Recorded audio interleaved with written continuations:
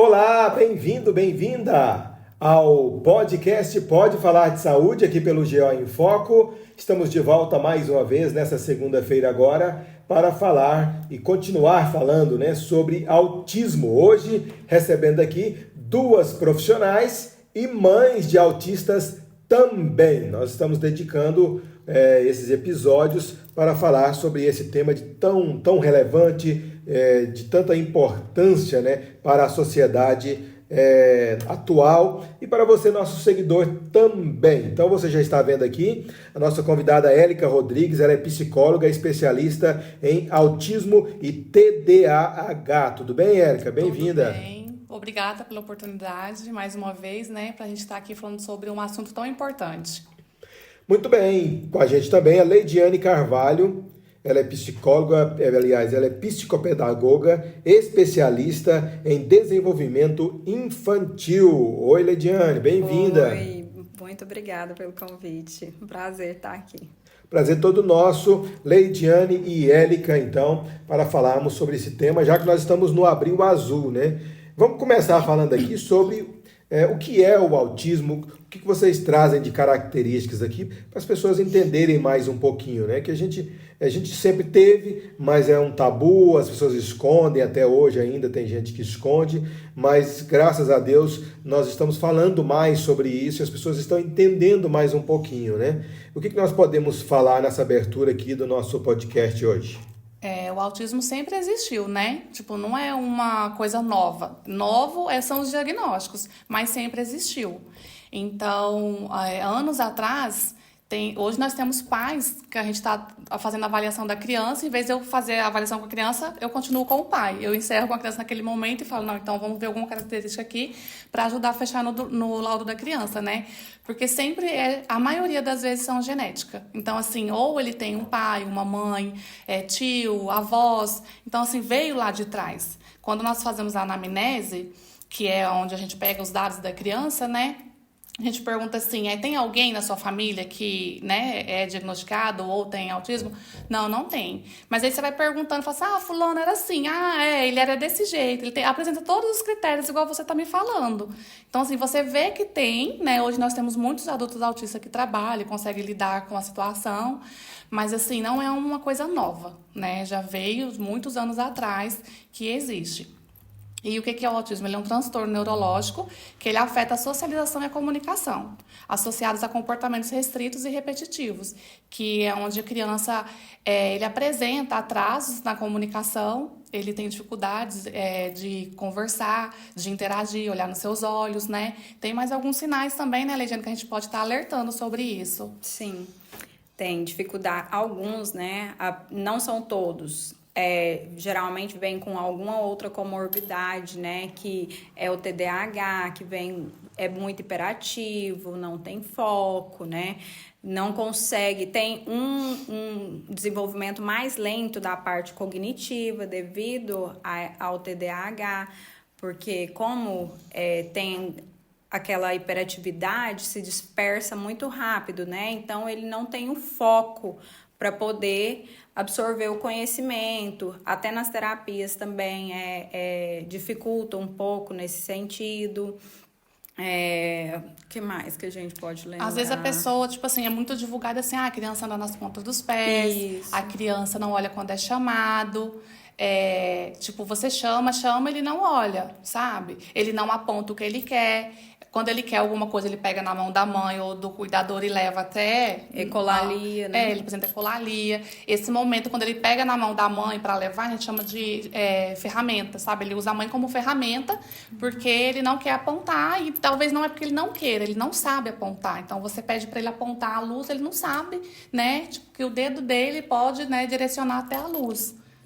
Não consegue se comunicar também, Não entende a fala como objeto de comunicação. Isso. Aquilo ali, depois que você... Tem alguns que a gente tem que usar os PECs, que são uns cartões com a imagem para ele associar a fala à imagem e poder entender, fazer sentido para ele para ele ter um significado do que ele está pedindo, para ele entender que isso aqui, que a fala celular, isso aqui é um celular. Chama comunicação alternativa. Isso. Muitas crianças não verbais, a gente usa essa comunicação alternativa. Isso. A ecolalia, por exemplo, é a repetição de fala, que é uma característica muito marcante do autismo. Ele repete, você faz uma pergunta, ele responde repetindo a sua pergunta. Tipo, você fala assim, você já fala o nome da criança, né? Você quer água? Aí ele olha pra você, quer água? Talvez ele não vai falar toda a frase. Ele não vai falar, você quer água? Mas ele fala, quer água? Aí o pai, ele quer água. Mas se ele for começar a assimilar, ele vai ver que ele tá sempre respondendo, mas ele não tá respondendo, ele tá repetindo um trecho daquela frase. Sempre as últimas palavras ele repete. É uma ecolalia. Geralmente, demora muito, né, para o pai, para a mãe identificar, né? Às vezes eles não querem nem aceitar ou pensar que pode ser, né, um autismo, né? Exatamente. Temos muita dificuldade com isso também. Por quê? Porque o autismo, ele é um espectro.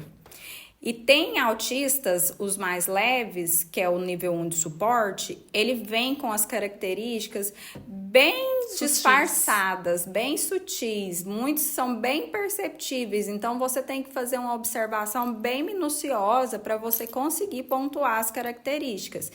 E muitos pais, como já tá de costume de estar convivendo com aquela criança, ela não vê isso como uma característica, ele acha que é uma mania. Da criança, ele sempre uma mania fala, da meu criança. filho tem manias. E assim, não são todos que têm o prejuízo na fala. E os pais já imaginam assim, o autismo ele não fala. O autismo, ele vai vir com uma deficiência intelectual. E tem autistas que são extremamente inteligentes, que falam. Então, assim, um pode olhar no olho, o outro pode não olhar. Um pode ter a fala bem desenvolvida, o outro pode não ter. Então, não são todos que vêm com a mesma característica. Daí o espectro. Por isso que todo mundo sempre divulga a mesma coisa. Não olha nos olhos, anda na ponta dos pés e fala assim, não pega por isso daqui. Avalia a criança como um todo. Avalia o comportamento dela e esquece o que você puxa no Instagram, no Google, porque não é aquilo dali que vai fazer com que seu filho seja autista.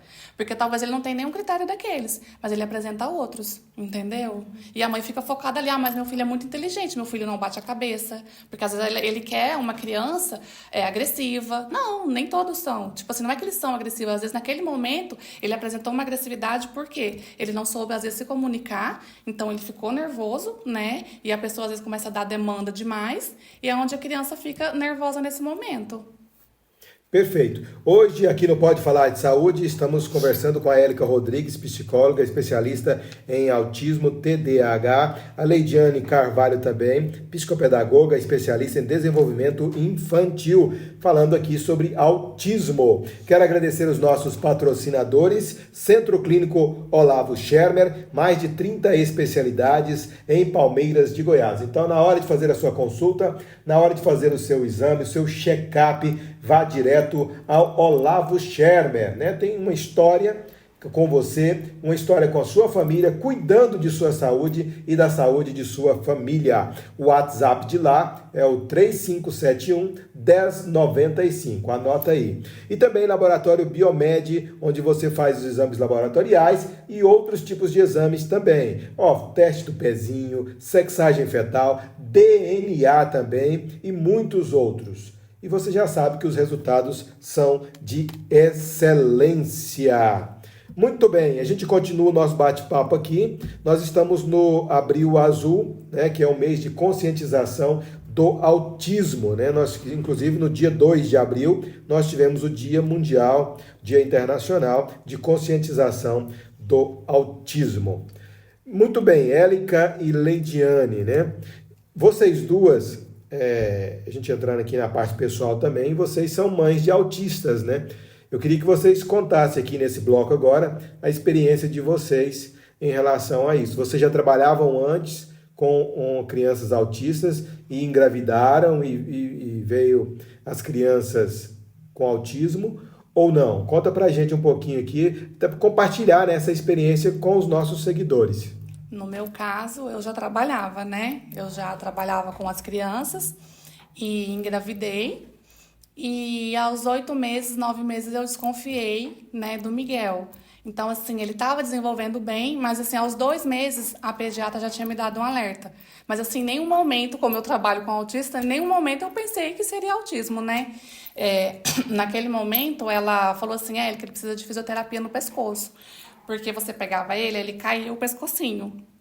Ele não mantia o pescoço, sabe? Ele não tinha força muscular. Você pegava e ele caía. E aí ela pedia para fazer fisioterapia, né?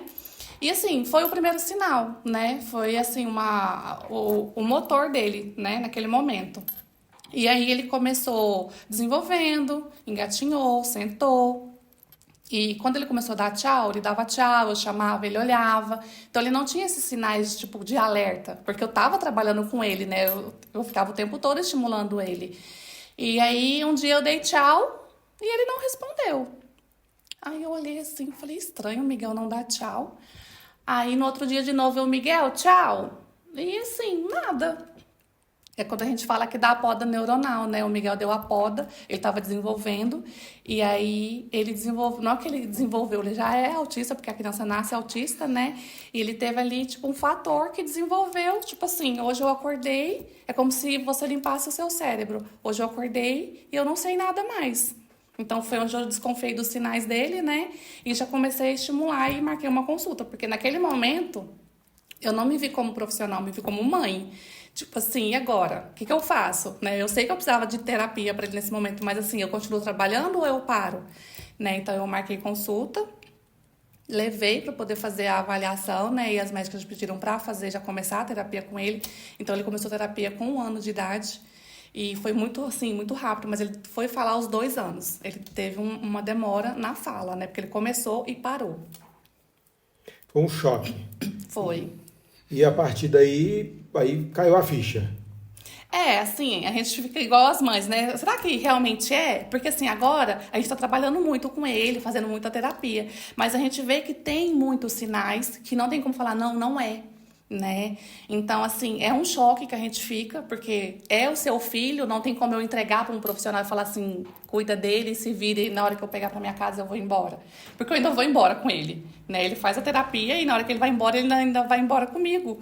Então, assim, eu não desligo nenhum momento, né? Então, assim, eu tô o tempo todo acompanhando e quando ele era pequeno, a gente não tinha muitos profissionais, né, ali onde eu tô morando em Acreúna, e eu tive que fazer toda essa terapia com ele. Então, assim, pra mim foi muito, assim, como que eu vou falar? Eu não tinha com quem tá compartilhando. Então, é uma parte emocional que foi afetada, né? Eu, no momento, eu queria, tipo, talvez parar e cuidar só do meu filho.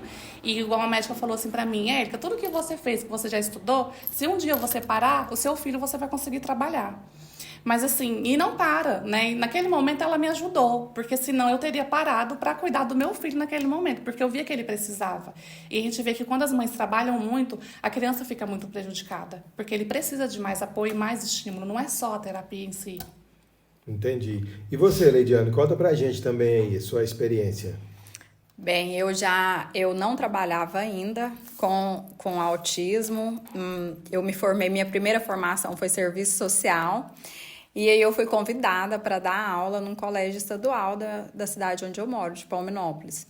E de inglês, porque eu falo inglês. E aí entrei no meu primeiro semestre na escola, aí como a minha formação era serviço social, me ofereceram mais 2 matérias de história e filosofia, e eu peguei e fui para a sala. E aí tinha várias crianças que tinham algum tipo de deficiência, ou era TDAH, ou tinha uma deficiência intelectual, e tinha as meninas do apoio.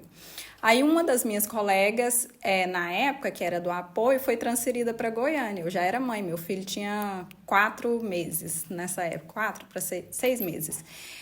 Eu peguei e pedi para mim ir para o apoio, porque eu ficava incomodada deles estar lá sem um auxílio. E aí comecei a me interessar, acho que tudo é Deus que encaminha mesmo na vida da gente. Quando meu filho fez 10 meses, eu comecei a enxergar os sinais.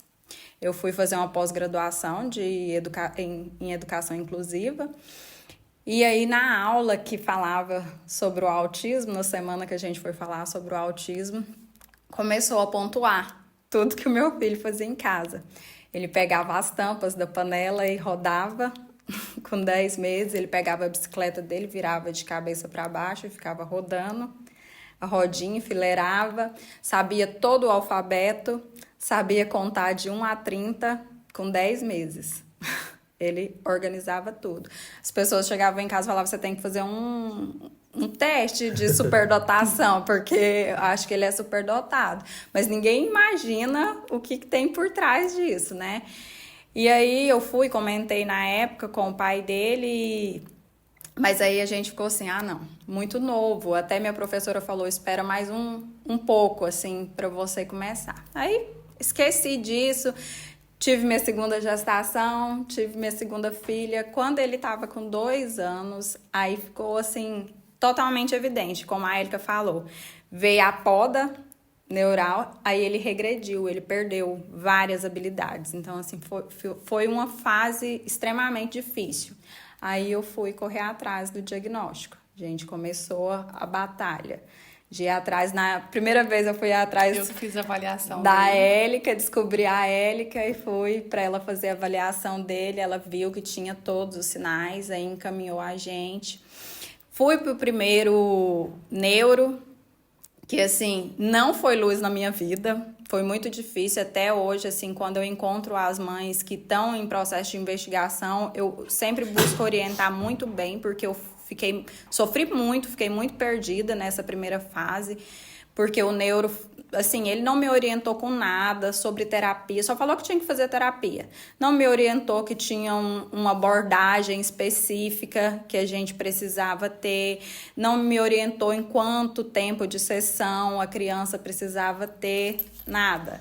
E aí, graças a Deus, depois disso, eu encontrei uma amiga que tinha 2 filhos, conheci uma amiga que tinha 2 filhos autistas, e ela foi luz na minha vida, que foi que me orientou, que me encaminhou para neuro, que a gente foi. Na verdade, ela é pediatra especialista em desenvolvimento infantil e neuropsiquiatria, que é a doutora Ana Márcia Guimarães, que ela foi tudo na minha vida. Nossa, sim, ela me orientou com tudo, o local, tudo. Que na época a Élica ainda não tinha começado aqui em Palmeiras. Aí eu comecei em São Luís, que é ela que me orientou para lá, aí tava mais difícil ir para lá. Aí eu liguei para a Élica, falei, Élica, quando que você vai abrir a clínica em Palmeiras? E ela, Leidiane, se você quiser, as paredes estão prontas. Eu levo uma caixa de brinquedo e o tatame. Falei, então pronto. Falei, então assim. vamos.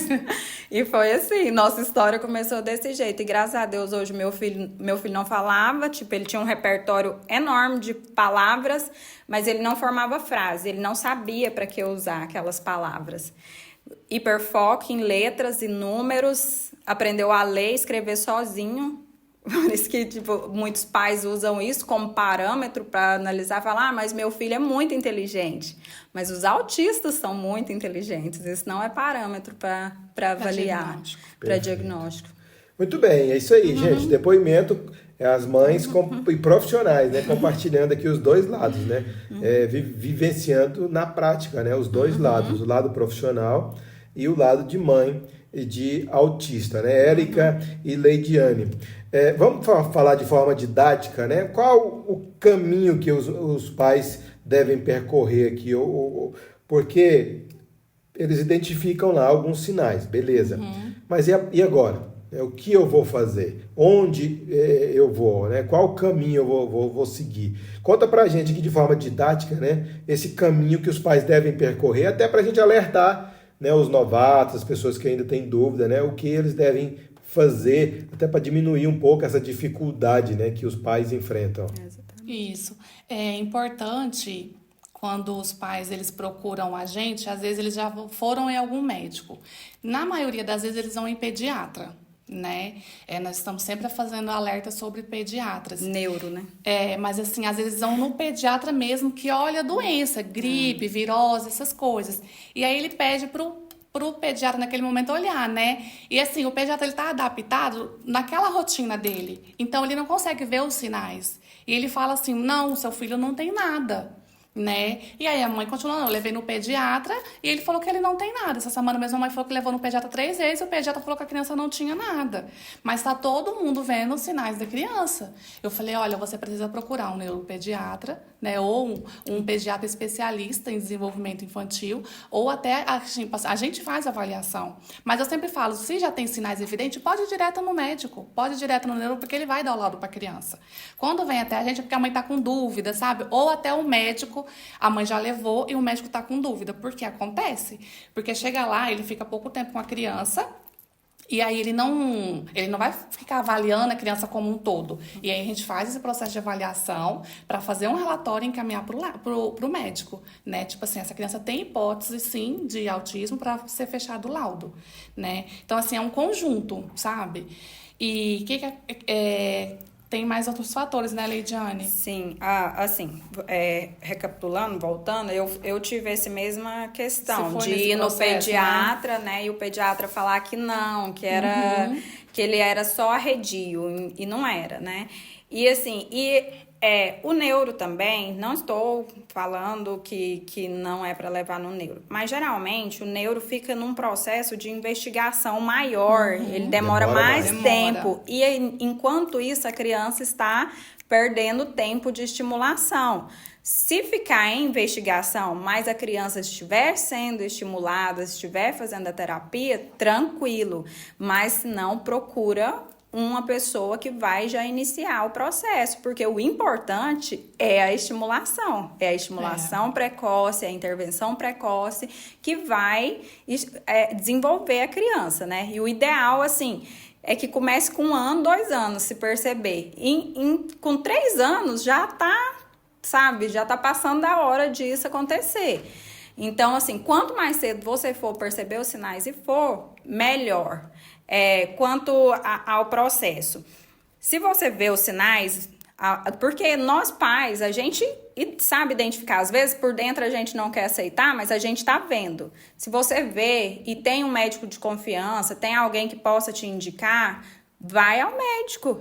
O médico vai saber te orientar, o especialista em autismo, ou um psiquiatra, ou um neuropediatra especialista Não é qualquer médico. Isso, por isso que eu falo, não é qualquer você pode neuro. ir direto no médico, mas assim, você precisa procurar o especialista. Isso, que trabalhe com essa área, porque ele vai saber te falar, ele vai saber orientar e identificar as características. Mas e depois, se a pessoa não quiser, tiver com dúvida, achar que é muito leve, pode passar primeiro pela equipe terapêutica, fazer uma avaliação. Da mesma forma que tem neuros, que as pessoas vão neles e aí eles encaminham pra gente fazer a avaliação para depois ele fechar o diagnóstico. Entendi. Mas é importante que o pai e a mãe, ele não fique só num caminho, né? Isso. Então, assim, ele abre ali a mente para buscar outras alternativas ali, até ter certeza realmente do diagnóstico e intensificar, né, as terapias, né? Exatamente. O que acontece também? Às vezes a pessoa fica tão focada no diagnóstico e esquece que a criança precisa de terapia. Então, assim, eu sempre falo, não foca no diagnóstico nesse momento, porque se a criança está em atraso, aconteceu alguma coisa ali, já tem uma poda. Então, ele já está atrasado em algumas habilidades, entendeu? Aí a pessoa fica, vamos supor, ele marca uma consulta com o neuro daqui 8 meses. 8 meses essa criança vai ficar em déficit. 8 meses, ele, tipo assim, eu sempre explico assim, é como se você pegasse um dinheiro a juro no banco e você não conseguisse pagar e fosse acumulando juro em cima de juro. 8 meses, essa criança acumulou habilidades em cima de habilidades, déficit em cima de déficit. Então, assim, depois quando vem pra gente, os pais querem que a gente resolve tudo muito rápido. Mas ele já teve 8 meses de atraso. Fora que às vezes fica 2 anos esperando uma consulta da prefeitura ou do estado. Entendeu? Então é um prazo muito longo para essa criança ficar em espera. E os pais ficam esperando. Ah, mas eu levei, mas assim, eu tô esperando ainda.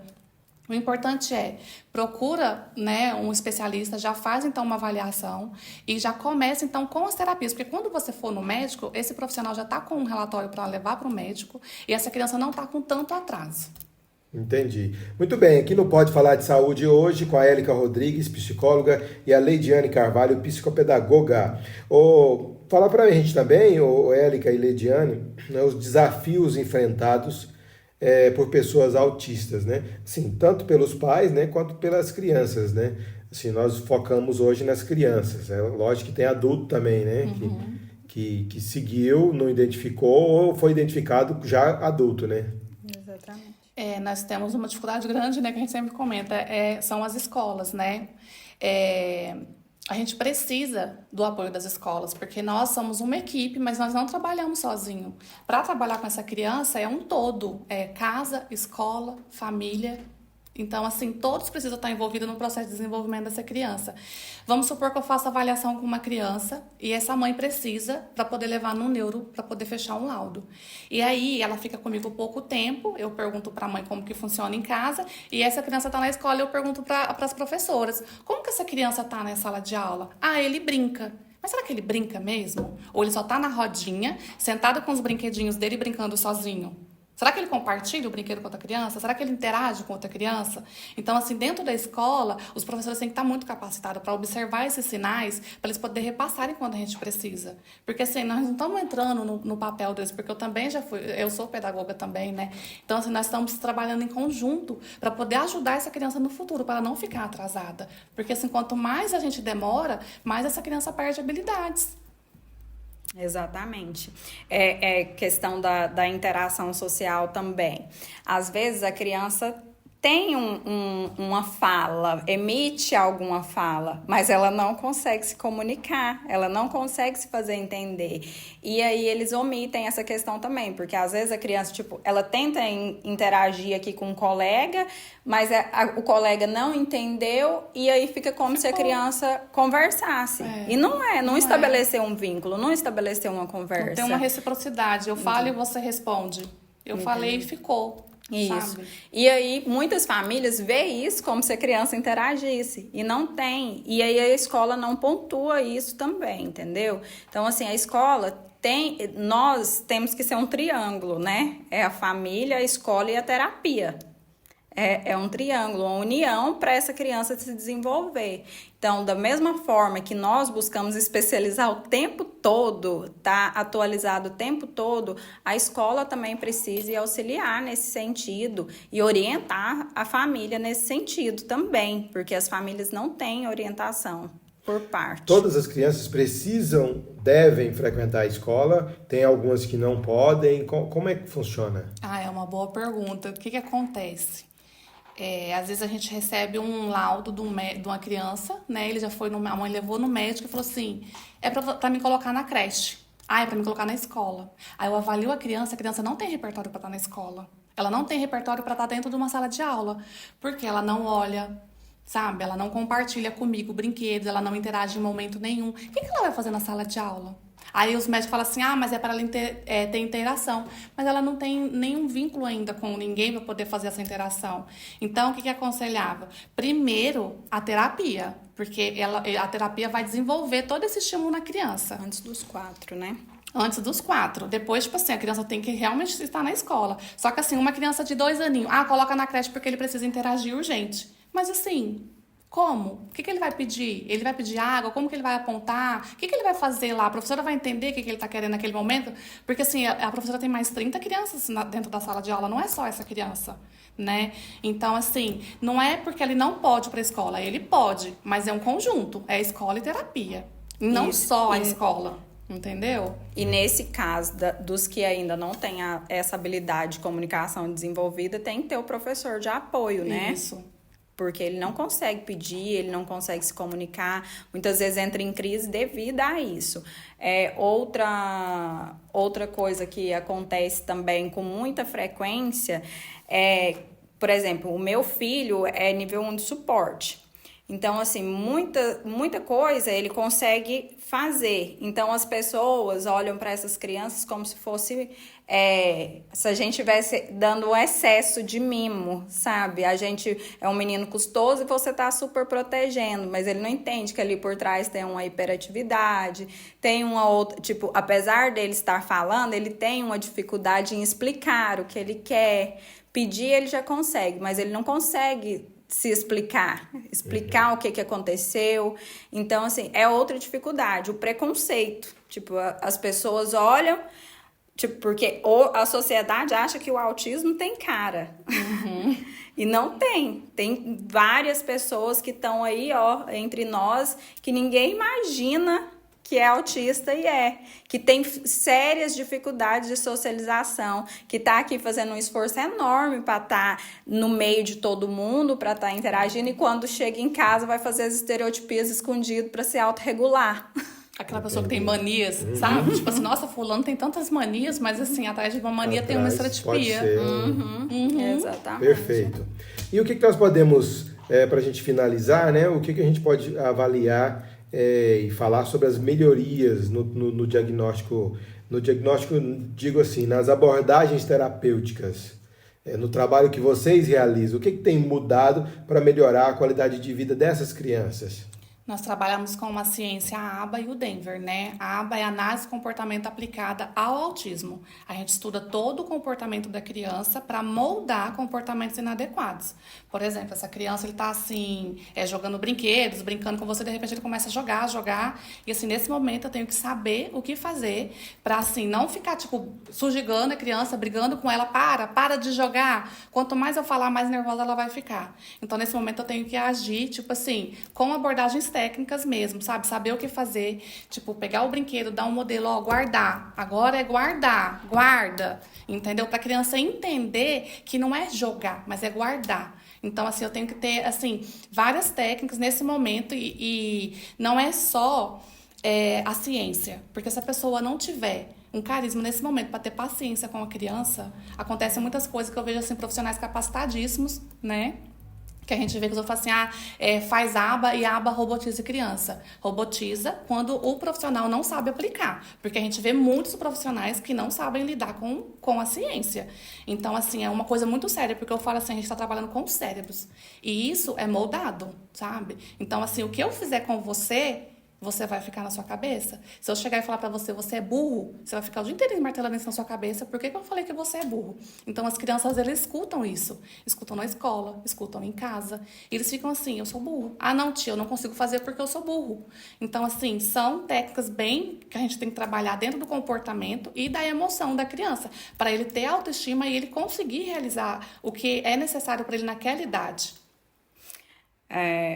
De evolução, assim, que eu posso pontuar, que antigamente quase nem ouvia nem falar, né, de terapia. E não tinha essa... Hoje, por exemplo, as pessoas que ainda não têm essa informação de que tem os especialistas voltados para essa área, acham que a psicologia é só emocional, né? E não é, né? Tem a psicologia voltada para a área infantil, para o desenvolvimento infantil. Eu mesmo já teve mães de chegar em mim, fala assim, o médico passou psicólogo pro meu filho de 2 anos. O que meu filho de 2 anos vai fazer no psicólogo? Por que ele vai conversar com o meu filho? E não é, né? A gente tem abordagem, tem como trabalhar com a criança de forma direcionada, né? Que ela vai evoluir, ela vai ter um tratamento que vai abordar o emocional também, mas a gente faz isso de uma forma natural, né? Mais voltado para o mundo da criança mesmo. E assim, antigamente não existia isso, né? Não existia essa gama de profissionais, não existia essa gama de especializações, porque hoje tem várias abordagens, tem o ABA, tem o Denver, tem o DF, Floor Time. Isso. Então, assim, hoje tem opções. Se você não gosta dessa abordagem, tem essa. Temos outras, entendeu? E nós estudamos todas. Isso. Por que nós estudamos todas? Porque uma criança, eu não posso colocar... Vamos supor, não, essa aqui ele tem que fazer essa metodologia aqui. Não, talvez ele não vai se adequar. Isso. Então, eu tenho que usar outra. Eu tenho que saber praticamente tudo dentro do mundo do autismo, porque se essa criança não se encaixa aqui, ela tem que se encaixar de alguma maneira. Eu preciso saber lidar com ela e não ela saber lidar comigo. Eu tenho que saber uma técnica para usar com essa criança, entendeu? Então, assim, a gente estuda todas. Agora mesmo, essa semana, eu comecei um outro curso, assim, eu nunca vou parar. Quem tá dentro dessa área, ele não pode parar. Se ele não tá com vontade de estudar, não é a área certa para ele, né? Porque, infelizmente, a gente não pode parar, porque surge todos os dias novos assuntos. Você nunca encontra uma criança igual a outra. Então, assim, é um espectro gigantesco e dentro de ciências também que a gente tá sempre tendo que capacitar sempre. Muito bem, quero agradecer vocês aqui pela presença, por compartilhar conhecimento. A gente discutiu um pouquinho, né, sobre o autismo aqui e Espero que a gente tenha outros encontros também para esclarecer, para trazer mais detalhes e ajudar também os pais, né, em relação aos cuidados, à identificação, às abordagens terapêuticas também que são necessárias para a melhoria da qualidade de vida de seus filhos que têm aí o espectro do autista, né? A gente lembra mais uma vez que autismo não é doença, né?